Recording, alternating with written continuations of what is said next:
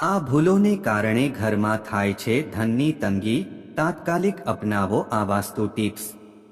જો તમે તેઓમાંથી એક છો જે જીવનમાં પૈસા કમાવવા માટે બહુ મહેનત કરે છે, તો પણ આ બધાના છતાં તમને જીવનમાં પ્રગતિ મળતી નથી, તો આને વાસ્તુદોષ માનવામાં આવે છે. વાસ્તુશાસ્ત્ર અનુસાર ઘરના વાસ્તુમાં જરા પણ ખામી રહી જાય તો તે બધા સભ્યોના જીવન પર ખોટી અસર પાડી શકે છે. ક્યારેક અચાનક ધનની હાનિ થાય છે, તો ક્યારેક બનાવેલા કાર્યો બગડી જાય છે, અથવા તો કોઈ બીમાર પડી જાય છે અને કેટલો પણ ધન આવે તે ટકી શકતો નથી.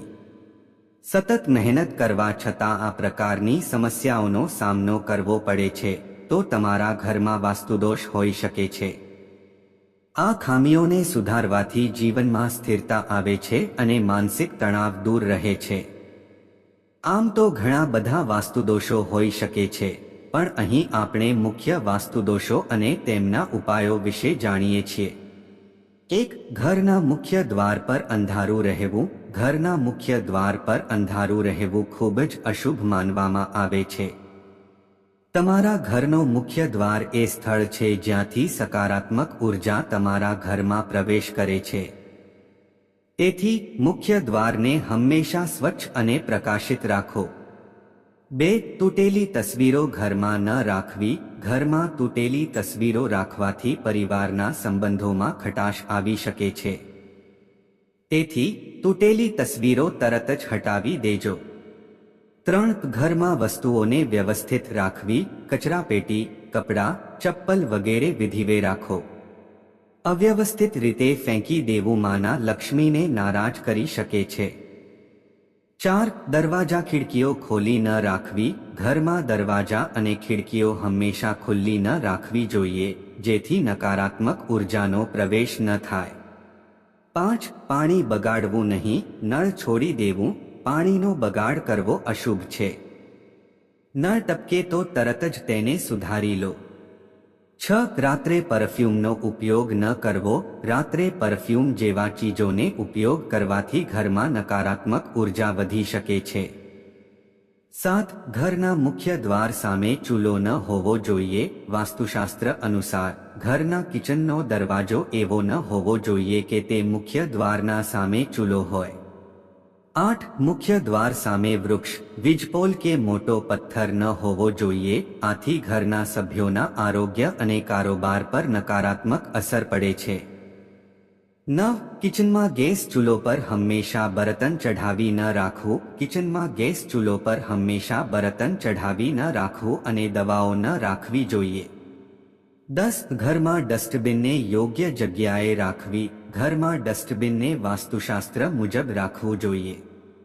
11. ઘરમાં બંધ ઘડિયાળ ન રાખવી. વાસ્તુશાસ્ત્ર અનુસાર ઘરમાં બંધ અથવા તૂટેલી ઘડિયાળ રાખવી અશુભ માનવામાં આવે છે. 12. દક્ષિણ દિશામાં તિજોરી અથવા અલમારી ન રાખવી. તિજોરી અથવા અલમારીનું મોઢું દક્ષિણ દિશામાં રાખવાથી તે હંમેશા ખાલી રહે છે. 13. ઘરમાં દેવ દેવતાઓની ખંડિત મૂર્તિ ન રાખવી. ખંડિત મૂર્તિઓને વહેતા પાણીમાં વિસર્જિત કરી દેવી જોઈએ. 14. સાંજના સમયે ધન ઉધાર ન આપવું. સાંજના સમયે પૈસા ઉધાર આપવાથી માં લક્ષ્મી રૂષ્ટ થઈ શકે છે. 15. ઘરમાં માકડજાળું ન હોવું જોઈએ. માકડજાળું હોવાથી ઘરમાં ઉન્નતિ રોકાય છે. 16. રાત્રે બારણું ધોવાનું ટાળવું. રાત્રે બારણું ધોવું અશુભ માનવામાં આવે છે. 17. બાથરૂમ કિચન સામે ન હોવું જોઈએ. બાથરૂમ કિચન સામે હોવું અને ગંદુ હોવું કર્જની સ્થિતિ લાવી શકે છે. 18. ઘરમાં તૂટેલું કાચ ન રાખવું. તૂટેલું કાચ અથવા અન્ય તૂટેલી વસ્તુઓ નકારાત્મક ઉર્જા લાવે છે. 19. બેડની નીચે ગંદકી ન રાખવી. બેડની નીચે ગંદકી અથવા કબાટ રાખવાથી વૈવાહિક સંબંધોમાં ખટાશ આવી શકે છે. 20. ખાલી બાલટી ન રાખવી. બાથરૂમમાં ખાલી બાલટી રાખવી અશુભ માનવામાં આવે છે.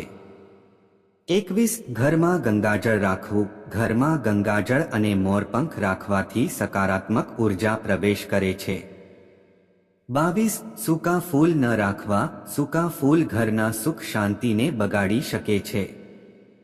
23 મંદિરમાં દેવતાઓની સામસામી મૂર્તિ ન રાખવી. મંદિરમાં દેવતાઓની મૂર્તિઓ સામસામે ન હોવી જોઈએ. 24 તાજા છોડ રાખવા. ઘરમાં તાજા છોડ રાખવાથી સ્વાસ્થ્ય સારું રહે છે. 25 બેડ પર બેસીને ખાવું ન. બેડ પર બેસીને ખાવું અશુભ માનવામાં આવે છે. 26 સાંજ પછી દાન ન કરવું. સાંજ પછી દૂધ, દહીં અને મીઠું દાન કરવું નકારાત્મક અસર કરે છે. 27 ઝાડુ યોગ્ય દિશામાં રાખવી. ઝાડુને ઘરના ઉત્તર પશ્ચિમ અથવા પશ્ચિમ કોણે રાખવી જોઈએ.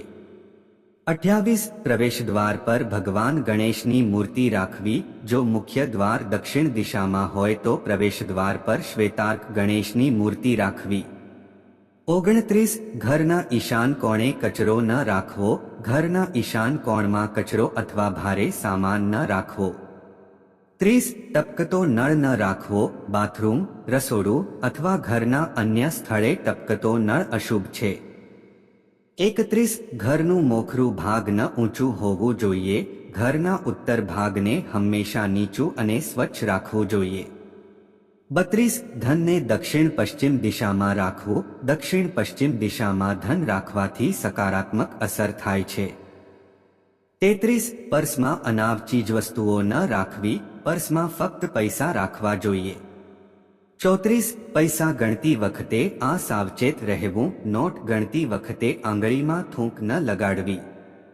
35 ઘર હંમેશા સ્વચ્છ રાખવું. માં લક્ષ્મી સ્વચ્છ ઘર પસંદ કરે છે. 36 મકાનનું મોખરું ભાગ ન ઊંચું હોવું જોઈએ. ઘરના મોખરા ભાગને નીચું અને ખાલી રાખવું જોઈએ.